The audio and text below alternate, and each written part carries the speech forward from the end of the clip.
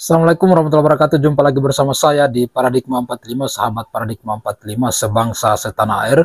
Semoga kita semua senantiasa diberikan kesehatan oleh Allah Subhanahu wa taala untuk senantiasa menjaga negara kesatuan Republik Indonesia. Sahabat Paradigma 45, pada kesempatan ini kita akan menampilkan di mana ada sebuah video yang kemudian saya temukan di YouTube, yang di mana orang ini kemudian mengemukakan 3 alasan orang atau muhibbin yang meninggalkan para habaib yang ada di Indonesia itu.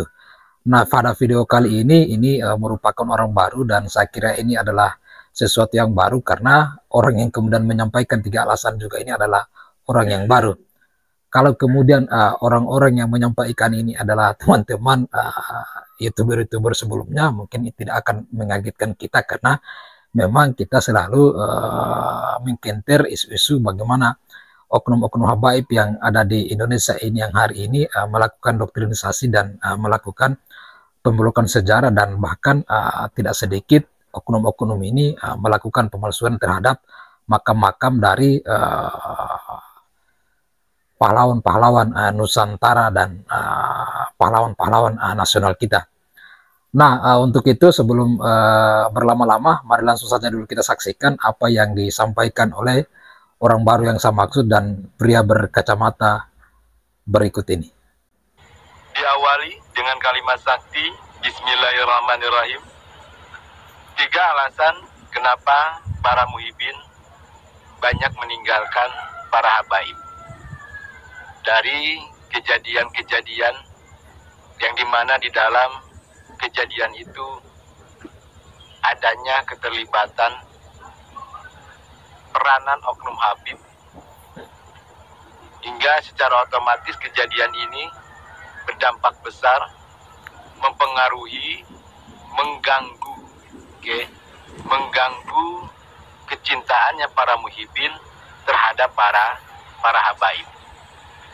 Dari adanya kejadian pembongkaran makam-makam palsu, dari adanya kejadian pemalsuan nama-nama makam yang justru di dalamnya terdapat kecurigaan dari keterlibatannya peranan oknum habib, makam-makam yang memang sangat dihormati, sangat keramat, dan sangat memiliki nilai sejarah.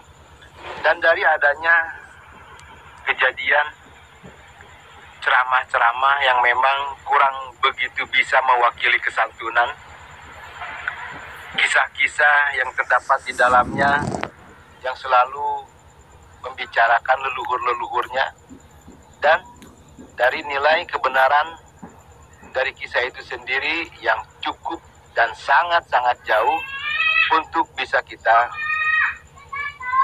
yakini. Semua kejadian ini seperti seolah-olah memberikan ruang, memberikan tempat terhadap para muhibbin untuk bisa kembali menakar kecintaannya atau keyakinannya terhadap para habaib sebagai dzurriyyah Nabi yang asli. Dan kejadian ini juga seperti halnya menjadikan barometer untuk para muhibbin. Jika kejadian ini terjadi lagi di masa yang mendatang, dengan peranan juga, dengan tetap melibatkan peranan adanya oknum habib, maka kita yakin lambat laun para muhibbin itu sendiri akan membatalkan kecintaannya terhadap para habaib. Kita meyakini lambat laun para muhibbin juga akan menakar kembali tentang keyakinannya terhadap para habaib sebagai dzurriyyah Nabi yang asli. Tapi di sini kita kembalikan semuanya pada kepribadiannya masing-masing. Karena kenapa? Karena memang kita di sini mengedepankan cara berpikir rasional, cara berpikir yang demokratis. Tapi yang pasti untuk jiwa-jiwa yang muda, ada sesuatu hal yang memang harus kita sepakati. Setiap orang itu memiliki catatannya masing-masing tentang penilaian diri kita. Ada orang yang menilai diri kita di dalam catatannya sebagai pribadi yang tidak baik, sebagai pribadi yang tidak jujur, yang tidak amanah, yang tidak santun dan ramah. Padahal sebetulnya kita adalah pribadi yang baik. Ada juga orang yang menilai diri kita di dalam catatannya sebagai pribadi yang baik, yang santun, yang ramah, yang amanah, yang jujur. Padahal sebetulnya kita adalah bukan pribadi yang baik. Oke. Semua hal ini dilatar belakangi karena adanya rasa yang berlebihan, simpati yang berlebihan, pengakuan yang berlebihan, kasih sayang yang berlebihan, cara mencintai yang berlebihan, hingga mereka tidak pernah bisa mengenali nilai yang sesungguhnya yang ada di dalam diri kita. Yang pasti untuk jiwa-jiwa muda, ketika kita akan memberikan simpati, ketika kita akan mengunggulkan pribadi untuk menjadi sebuah figur dalam catatan kehidupan kita, maka pastikan beliau-beliau yang akan menjadikan, yang bisa mengizinkan membenahi kerangka pemikiran kita atau menyemangati kesemangatan kita. Pastikan beliau-beliau adalah pribadi-pribadi yang memang benar pantas dengan kebaikannya, pantas dengan kejujuran dan kebenarannya, sehingga kita juga memiliki kepantasan untuk menjadikan beliau-beliau menjadi pribadi yang memang kita panuti. Oke. Tetap semangat, tetap positif dalam ucapan dan tindakan, karena sekali lagi kita memang mengharapkan kehidupan ini semuanya bermuara pada keindahan, kedamaian, kesejahteraan. Ya, oke, saya kira terakhir kita saksikan bersama di mana orang ini kemudian menjelaskan 3 alasan kenapa para muhibin meninggalkan para habaib. Nah, dari ketiga penjelasan itu yang kemudian bisa kita petik dan sebagai pelajaran bahwa yang pertama yaitu dengan adanya informasi yang beredar terkait dengan pemalsuan makam dan pemburukan sejarah yang dimaksud oleh pria berkacamata ini. Jadi memang ini adalah kenyataan yang terjadi hari ini bahwa ada sebagian dari oknum-oknum habaib yang ada di Indonesia ini yang nyata dan terang-terangan melakukan pembelokan sejarah dan pemalsuan makam dengan mengklaim bahwa para leluhur dari pahlawan sejarah bersejarah dan pahlawan Nusantara itu yang berjuang memperjuangkan kemerdekaan Indonesia dan melakukan proses islamisasi terhadap Nusantara ketika itu di zaman kerajaan sampai pada kemerdekaan pada tahun 1945 itu adalah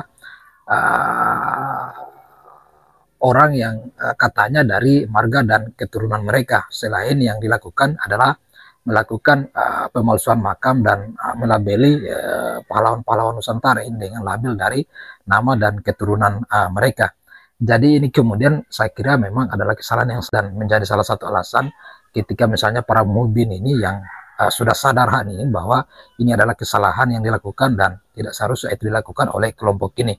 Jadi siapapun kemudian muhibin yang sadar dan mendengar pernyataan dari pria berkacamata ini seharusnya memang sadar dan meninggalkan oknum-oknum habaib ini yang selama ini mereka puja-puja dan mereka bangga-banggakan. Adapun saya kira yang menjadi alasan kedua dari pria berkacamata ini yaitu soal bahwa mereka ini, kelompok ini kemudian terlalu kemudian membesar-besarkan bahwa mereka dari keturunan ini dan bangga mengaku sebagai cucu Nabi, padahal kenyataannya hari ini itu belum bisa dibuktikan dengan tesis ilmiah ataupun bahkan dengan tes DNA, karena mereka kemudian mengatakan bahwa tes DNA itu haram dan sebagainya. Jadi ini juga adalah salah satu alasan di mana kemudian para muhibin ini meninggalkan oknum habaib yang nyata hari ini melakukan pembohongan terhadap publik dengan mengaku sebagai cucu dan keluarga dari baginda Nabi SAW, kemudian melakukan doktrinisasi dan memanfaatkan para muhibid dan memanfaatkan rakyat pribumi yang ada di Indonesia ini. Nah, yang menjadi alasan ketiga adalah yaitu bahwa soal bagaimana etika dan perilaku dari kelompok para habaib ini yang nyata memang hari ini itu